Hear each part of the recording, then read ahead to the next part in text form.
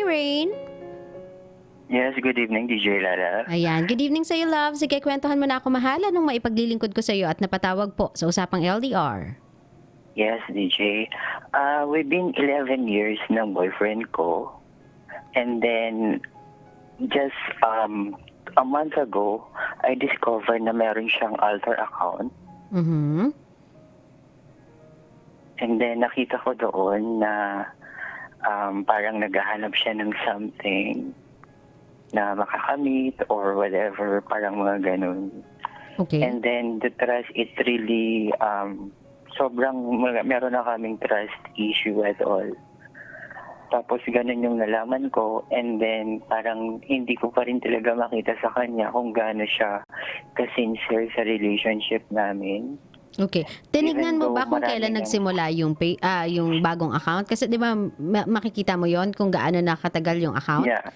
It's 2016. Ooh, okay. So pinagmat pa ako. 3 years ago niyan sinimulan. So for 3 years, he's been talking to other people na, ganon. Yes po. Mhm. Tapos, did you guys talk? I mean, syempre, kahit papaano, you were curious as to why, bakit niya ginawa, what was he looking for, bakit siya naghahanap ng mga makakamit or makakausap. Kinausap mo ba yung boyfriend mo? Kasi you guys are 12 years, tama? 11 years. Oh, going 11 12 years. O, diba? Kumbaga, ang tagal na eh. Did you ask him? Ang sabi niya kasi, dahil daw parang pag naiinis siya sa akin, pag hindi ko siya kinakausap, something ganun. Pag mga may tantrums daw ako, that's why nung pag ginawa niya yung account na yun. And then that's one reason na rin noon na ginawa ko, kaya pinaalis ko siya sa bahay. Okay. And then after noon, we found out na we're being positive. Okay. And I thought, after that, magiging maayos na siya. And then, dito ko lang nalaman na he's still doing the same thing pa rin pala. And then, sobrang trust issue ko sa kanya. And then, parang, lahat ng even though sinasabi ko sa kanya yung mga problem namin, and then parang wala lang daw yun, something ganun. Keep on denying everything. Parang ganun. Okay. Pero, yung mga recent conversations ninyo, kasi I know how much it hurts, Rain. I mean, being cheated on, knowing that your partner has been living a separate life na you know nothing about. But sa mga deep conversations ninyong dalawa, do you still can feel na meron pang love na nag-exist sa inyong dalawa? Kasi ito yung one of the, sabihin na natin, common problems ng long relationships or long-running relationships. Nakakaramdam tayo ng konting pagkatabang sa isa't isa, nakakaramdam tayo ng konting pagkaumay sa company ng isa't isa, parang mga maliliit na bagay, easily na kayo nagiging irked, easily na kayong nabubwisit. Did you feel that sa relationship ninyo, na nakaramdam ka ba ng konting pagkakaiba na sa relasyon ninyong dalawa? Merong mga ganun, parang feeling cozy, parang comfortable na masyado. Mm-hmm. And sabi niya, mahal pa rin naman niya ako, and then he's doing something. After nung nalaman ko yung alter account niya, he deleted it. But then, even though siguro yung pagiging maharot or makati niya is parang hindi niya talaga maiwasan, because it's not overnight para mabago yung isang tao. I don't know if it's run in his blood, kung ganun talaga siya. Kaya lang, ganito na, love, naiintindihan ko naman. I'm not trying na konsentihin yung partner mo na yung paraan niya ay normal, na yung ginagawa niya ay something that you have to accept. All I'm trying to say is, I mean, kung binura niya na to, at least you can see an effort. kung binura niya na tong account na to and he is trying and he's very sorry at nakikita mo naman yung kahit papaano genuine yung paghingi niya sa'yo ng tawad, hindi niya pa rin itinitigil yung magsabi sa'yo every single day na I really do love you, siguro nga naka-reach lang yung relationship ninyo ng level of complacency. Yung masyado na kayong complacent sa isa't isa dahil nga to con your own term, sobrang comfortable na kayo sa isa't isa. Parang, alam mo yun, parang naramdaman nyo sa isa't isa na wala na masyadong growth, wala na masyadong excitement, wala na masyadong thrill. I'm not saying na ito yung thrill na hinahanap ng relationship ninyo. All I'm saying is that maybe, just maybe, kinailangan nyo lang mabump ng onte in order to reboot. Kasi kung ito nagiging sorry naman siya sa ginawa niya and I hope na hindi naman siya nakipagkita dun sa mga nakachat niya at wala namang nangyari sa kanila. Tama ba? Kasi She said so. oo, kasi hindi nyo naman makukuha yan if you don't have multiple partners, tama? Kasi you've been partners for 11 years and recently lang kayo nag-test positive, tama? Yes. Oo, so kung sinasabi niya naman ang katotohanan na he's not sleeping with anyone else other than you and you are saying the same thing na I am not sleeping with anyone else too other than you, then yung nararanasan nyo ngayon na nagkakaroon kayo ng problema with quote-unquote infidelity can be just a root, a small block sa relationship ninyo after being together for 11 years. Pero ang tanong ko ngayon, Rain, can you still continue with your relationship? Can you still give this man another shot? Another chance? Kasi you have a relationship with him or you've had this relationship with him for 11 long years eh. At alam ko naman na hindi lahat ng years na yun bad, pangit, tsaka, hindi eh. Most of that memories, sigurado ako maganda kasi hindi kita tagal ng 11 years kung hindi naging maganda yung pagsasama ninyong dalawa eh. Yes, yes. So, recently, paano kayo mag-usap? Lately pala, rather. Paano kayo mag-usap? About problems pa rin ba? It seems so casual at all. Parang meron namang updates, meron din namang may mga dates din. Pero I'm really into is medyo nawala na ako ng trust talaga at all. So, I'm having a doubt at all. And nakikita ko rin kasi kung paano siya magharot within some other of his friends and some of colleagues sa work. Kaya lang it did not bother you naman before eh. I mean, if I know 3 years ago, those are just but normal to you eh. Kasi parang sa utak-utak mo, I've seen this before. It doesn't mean anything. Ngayon na lang naman siya nagkaroon ng meaning kasi alam mong 3 years ago, he created an account in order to meet other people. Tama ako, mali? Yes, yes. Di ba? He has always been like that. I mean, it's in his nature to be like that. Kumbaga kasama yun sa characterization niya of being jolly. Kasama yun sa personality niya na siguro nagustuhan mo na he is kinda loud. He is kinda like that. Pero it doesn't really mean anything to you before. Yun yung gusto ko sabihin sa'yo na siya pa rin to. He is still the same guy. I mean, naiintindihan ko yung apprehensions mo kasi nga nahulian mo na siya ng actual thing or an actual act of cheating. Nagigets ko yung part na yun, Rain. Pero itong lalaking dinedescribe mo sa akin ngayon na maharot, malandi, he has always been like this. At hindi yun nagmatter sa'yo before kaya tumagal kayo ng 11 years. Ngayon lang siya nagmamatter kasi alam mo na nag-create siya ng account to do something more 3 years ago. Naiintindihan mo ba yung logic doon, mahal ko? Yes. Yes. Ganito na lang, love. Kausapin mo na lang siya. Sabihin mo na lang sa kanya na we are going through something. And alam natin na in our case, and in our preference, it's quite a big thing. So, let's not add more problems pa para sa isa't isa. And this ain't the moment too for us to break. This is the moment wherein dapat mas lalo nga tayong tumibay together. Mas lalo nating tulungan yung isa't isa, mas lalo nating kapitan yung isa't isa, mas lalo nating alalayan yung isa't isa.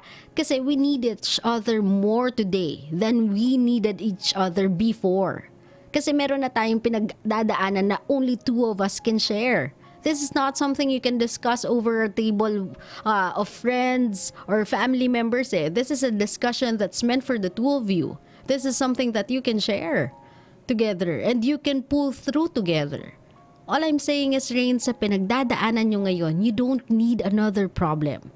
You don't need another heartache. You don't need a source of stress. You need a source of strength. So, yung doubt na meron ka sa kanya ngayon, naiintindihan ko and it's valid. I'm not saying it's invalid. All I'm saying is, this is the moment wherein you have to set it aside muna. At sabihin mo sa kanyang ganyan, na even with all the doubts surrounding my mind, I choose to trust. Sometimes it's a matter of choice lang talaga.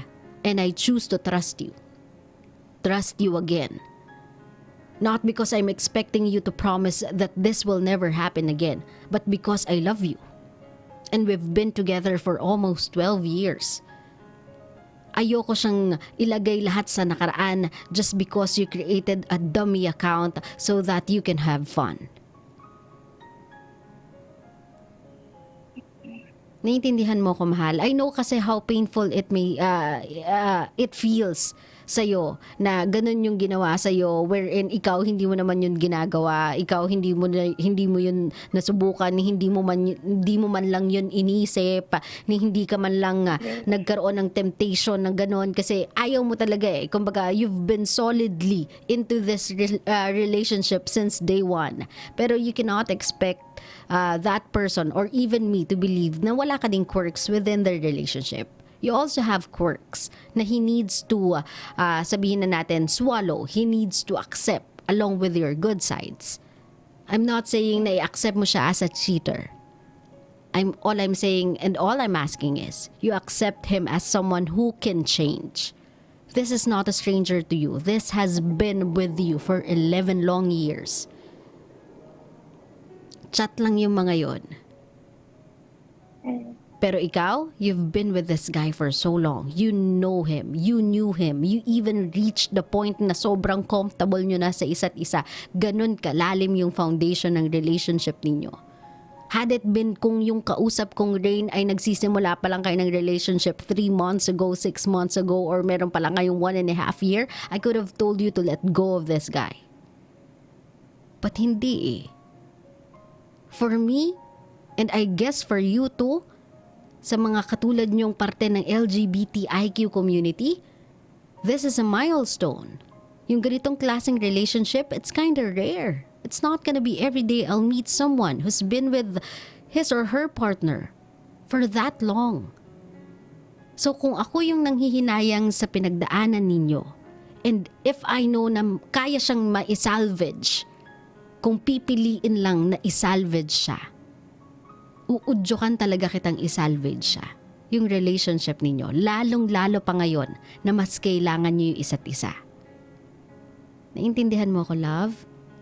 Yes po. Kasi 'di ba, if I'm not mistaken, sa mga nagte-test positive, aside from kailangan nyo ng malakas na immune system, kailangan nyong maging stress-free in order to fight the virus. Tama? Kailangan yung mental ninyo and physical nyo ay mental state and physical state ninyo ay healthy. Kumbaga, it's kinda both a body game and mind game.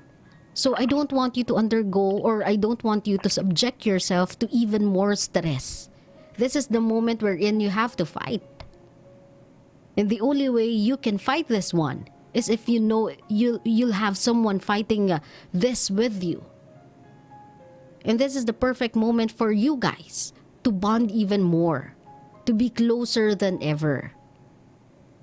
Dito nyo kasi makikita yung isa't isa even more so eh. Ito yung kumbaga sa relationship ninyo greatest test. Actually, yung mga issue na yan ng chat-chat, hindi ito yung greatest test ng relationship ninyo. This is the greatest test in your relationship. And I'm telling you, Rain, even sa couple na girl and boy, after nilang napagtagumpayan tong nag-test sila positive, kasi I have known some in my life, they were indestructible. They were inseparable. That's how close they've been after they pulled through it ng magkasama. So do you think it's worth a shot? Yes, it is. But then, I really feel sad and depressed lang talaga at the moment. Kasi parang I couldn't trust him that na talagang at all. Love, it's a process. Huwag kang maglala. Yung pagbalik ng tiwala mo, it's a process. Let him have that chance to prove to you na he's worth another shot. He's worth another chance. Let him prove it to you, love. All you need to do is be open about it. All you need to do is have the willingness to accept yung sign niya, or yung sabihin na natin yung gestures niya of being sorry and of showing you na he is really trying to change. Little by little, slowly but surely, he is trying to change for you.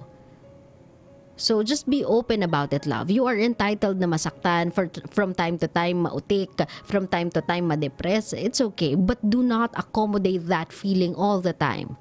I'm telling you, Rain, you would be needing all the strength you need to fight this one. And accommodating yung mga feelings na ganito will never help you. Hindi kayo, sabihin mo, ito na lang lagay mo sa isip mo. Ang tagal-tagal na namin, ang lalim na ng pundasyon namin. Ito lang ba yung titibag sa amin? Sa dami-dami ng mga lalaki at mga sabihin na natin, mga wafu, mga papa, mga otokong dumaan sa buhay namin na talagang pagkagwapo-gwapo, pagka-yummy-yummy, walang ni isang sumira sa amin. Ito lang bang tong Facebook account na ito? Ito lang yung titibag sa amin? I don't think so. I may be hurt, I may be in pain, but I'm not a quitter. I do not give up. I've invested in this relationship for so long. At hindi lang yun basta-basta masisira lang ng isang dummy account. Naintindihan mo ako, love?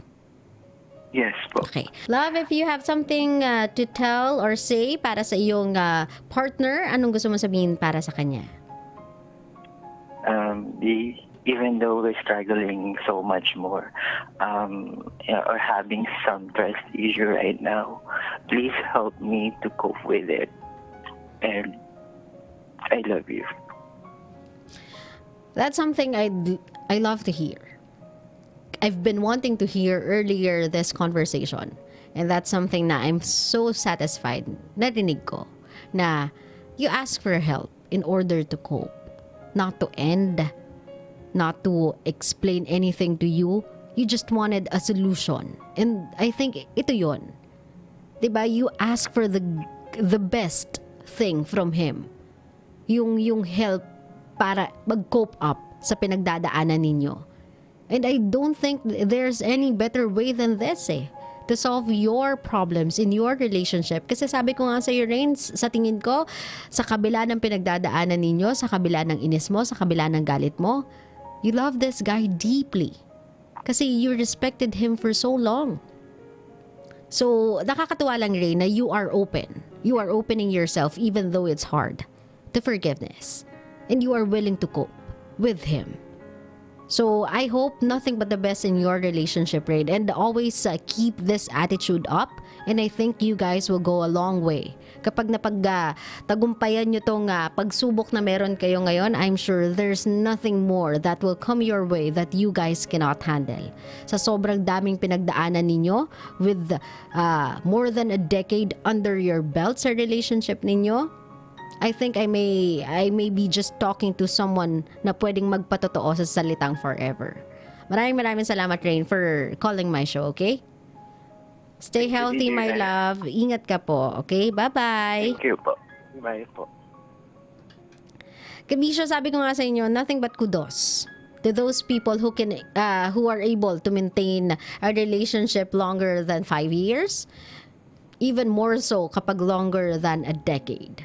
Kumbaga, that is something na sobrang nagsasalute ako too.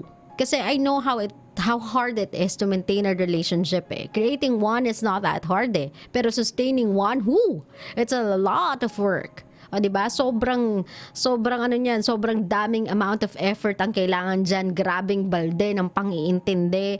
Sobrang tibay ng relasyon kapag umaabot kayo ng ganyan katagal. And yet, sinusubok pa rin kayo ng problema kasi alam ng problema na meron pang room for growth in your relationship. Instead of ma-feel bad ka na sinusubok pa rin kayo after 10 years, you should be happy. Kasi ibig sabihin nun, meron pa rin room sa relationship ninyo for improvement. Kumbaga, yung relationship nyo hasn't reached its peak yet. Hindi pa niyan naaabot yung rurok na kayang puntahan ng relationship ninyo. So do not feel bad kung after all these years nakakaramdam pa kayo ng problema in your relationship. That's a good indicator that your relationship is a work in progress still. Okay? At sa mga ganitong klaseng panahon, instead of always having that breakup option in your head, try to look the other way. O, diba? Lagi nyong i-consider yung other options. Hindi naman sa lahat ng pagkakataon kasi breakup is the solution eh. Leaving is the solution. Letting go is the solution. If yan lang yung laging solusyon sa lahat ng bagay, then wala din talaga tayong matatawag na forever, nor for a lifetime, nor a happy ending. Wala talagang magiging ganon. It's gonna be unachievable. It's gonna be impossible. Pero kung lagi nating iisipin na there are still other options other than breaking up, letting go, moving on, then maybe, just maybe, ma-achieve natin yung rason kung bakit tayo nag-hold on sa relationship for so long. And that's to be with that person for the rest of our lives. May mga problema na alam ko valid, or sabihin na natin na one of the reasons, valid reasons as to why you should break up with someone or you should leave someone. I know na mayroong mga problemang ganun na yun eh. Ganun yung level. Pero try to balance it out or compare it with sa mga pinagdaanan nyo na, sa tagal ng pagsasama ninyo, sa mga moments na masaya kayo. If those moments can outweigh yung problema, always choose the relationship. Sometimes kasi it's not a matter of of chances, obstacles, consequences, problems. It's really not important, or it's unimportant compared to your choice. Even if pinagdadaanan natin to, even if nahihirapan tayo, even if ako mismo nahihirapan na sa ginagawa ko kasi I have to recalibrate myself every single time. I have to change my mindset every single time. I still choose to stay. Ikaw pa din yung pipiliin ko. Itong relationship pa rin na to ang pipiliin ko. If I see an effort mula sa'yo para magbago, and if I see an effort mula sa'yo to make me stay, then that's all I'll ever need to continue this relationship with you. Okay?